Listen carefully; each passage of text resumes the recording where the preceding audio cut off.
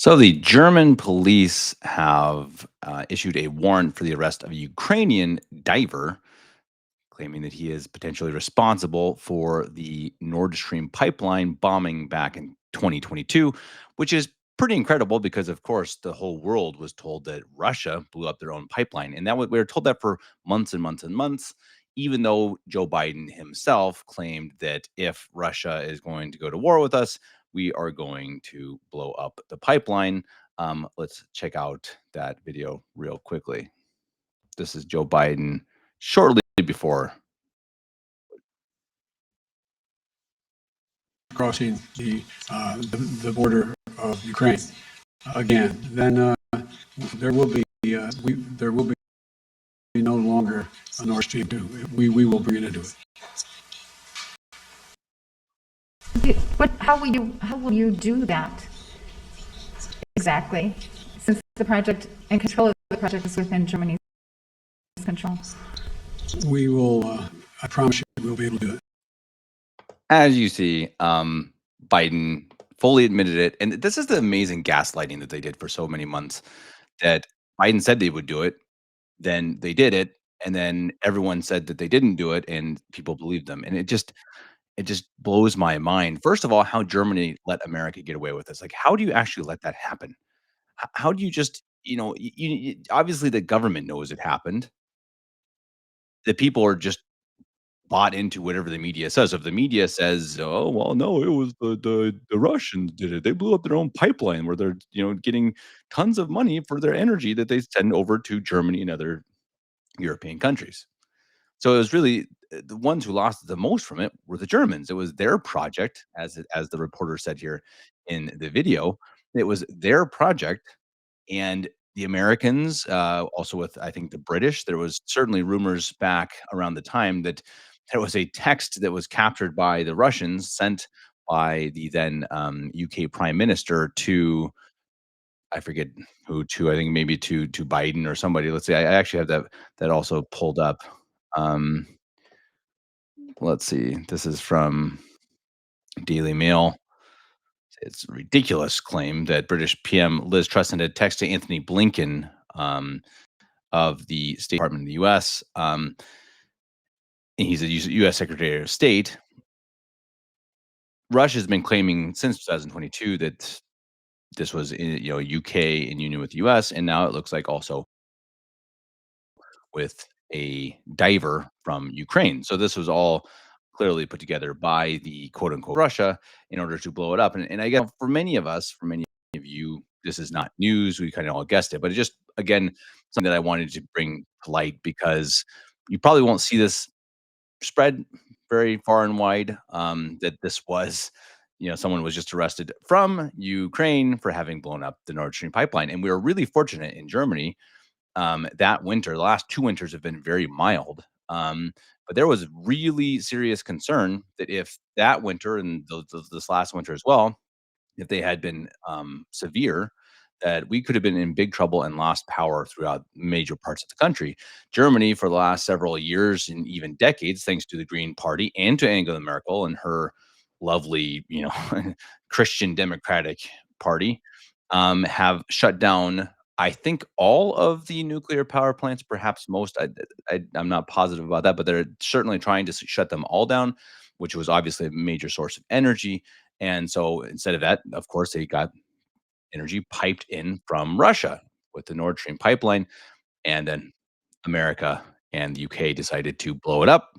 Um, Probably, partly because they thought it was, a strategic way to hurt Russia, but also to use it as a false flag, to say, "Oh, look, see, here's another example of Russia being the bad guys and blowing up their own pipeline. So now we have a better reason to go and help Ukraine and help Ukraine eventually try to invade Russia."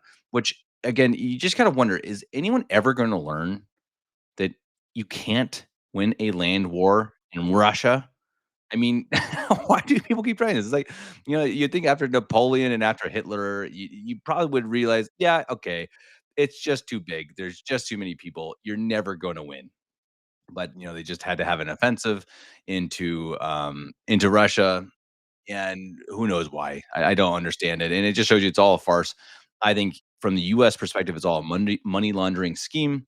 They send billions over there, and that's actually proven that there's been billions lost in translation, I suppose, lost in transition going from the US taxpayer dollars over to Ukraine has just wound up missing. Oh, shoot. Don't you hate that? And to wrap that all, obviously, the Biden crime family has had connections with Ukraine for decades now. It's a farce. It's all a farce. It's just incredible. You can't make it up. And the fact that these things have all happened under Joe Biden and Kamala Harris, who is the vice president. I know people keep forgetting that somehow, and she is connected with this current administration, and yet somehow she is supposedly leading in the polls. It's an absolute farce, and I hope people start waking up to it more and more and realizing that we live in a joke of a world, and this war in Ukraine should have been over before it began. Um, it clearly should have been that Ukraine just bowed down and said, "Yeah, okay, how are we gonna solve this in a nice way?" They wanted to do it, and it was America, yeah, Joe Biden, sure, whoever is pulling Joe Biden's strings, they decided, no, they wanted war because they want to make money off of war and weapon manufacturing and just losing billions of dollars being sent to Ukraine that America is printing, and, they know that see, most of these people in leadership, I think, especially, really around the world, Angela Merkel, et cetera, many of them don't have children, they don't have any future, they don't care about the future, they just want now.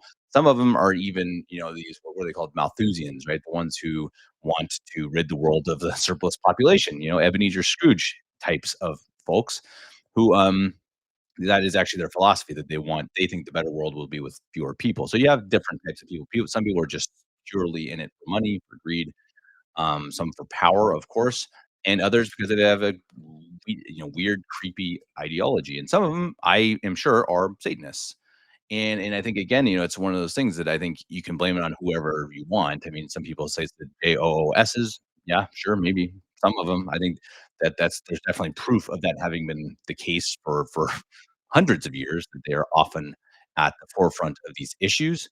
Um, but I think sometimes you just have different bad people rise up to power and have different, you know, reasons for doing evil things.